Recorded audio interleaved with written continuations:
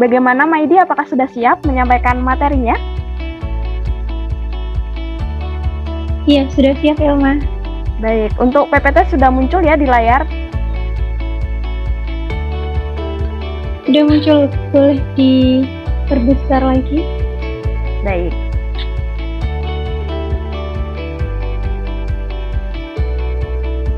Silakan, saya persilakan kepada Maidi untuk menyampaikan sedikit materi mengenai kaderisasi.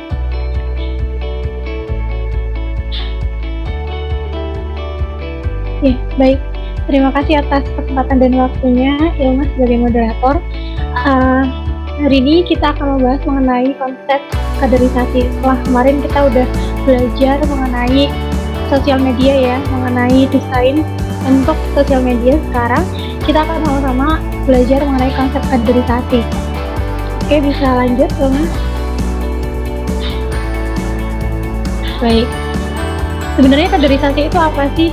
Mungkin bagi beberapa orang kata kaderisasi itu masih terdengar asing ya, teman-teman. Tapi kita akan sama-sama belajar di sini. Nah, kaderisasi itu sendiri artinya adalah suatu proses atau cara bagaimana untuk mendidik dan juga membentuk seseorang menjadi kader. Lalu kader itu apa? Kader adalah orang yang diharapkan akan memegang peran dalam suatu organisasi atau kelompok. Dalam hal ini adalah kelompok seniman tentunya. Nah, berarti kaderisasi kepemimpinan adalah proses untuk mempersiapkan seseorang untuk menjadi pemimpin di masa yang akan datang, yang akan memikul tanggung jawab penting di lingkungan suatu organisasi tersebut. Bisa lanjut?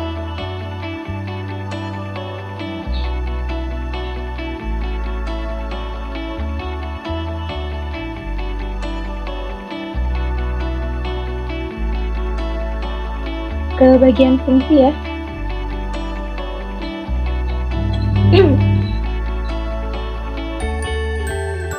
Oke, lanjut ke slide berikutnya, yaitu fungsi dari kaderisasi.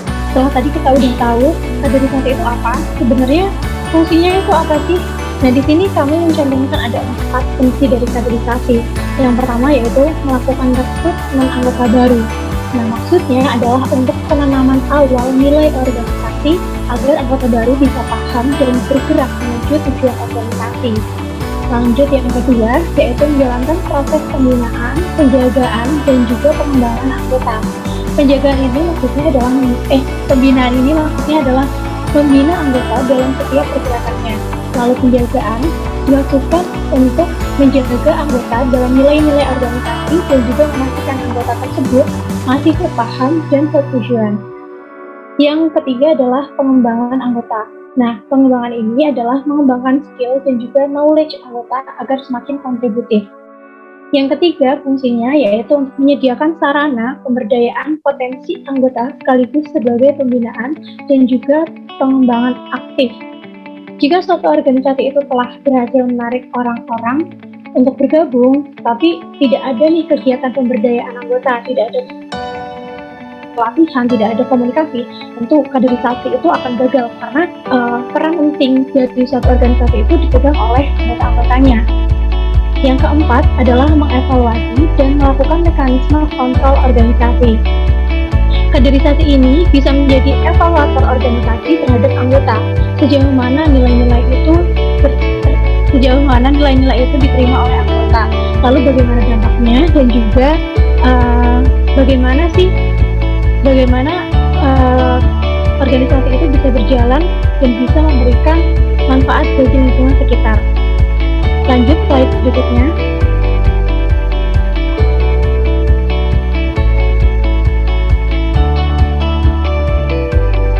Ya, slide yang berikutnya adalah faktor-faktor yang diperlukannya kaderisasi.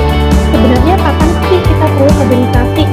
Tentu ada beberapa faktor ya. Yang pertama yaitu dalam satu organisasi ini ada suatu ketentuan periode kepemimpinan seseorang.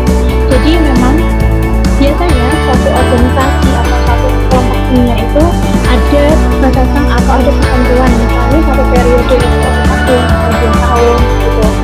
Nah, ketika sudah mencapai batas waktu itu, maka perlu adanya kaderisasi, yaitu untuk meregenerasi pengurus yang ada di organisasi tersebut. Yang kedua, adanya penolakan dari anggota kelompok yang menghendaki pimpinannya diganti, baik secara wajar maupun tidak wajar. Ini sudah pasti diperlukan kaderisasi ya. Yang ketiga, proses alamiah menjadi luas dan kehilangan kemampuan memimpin.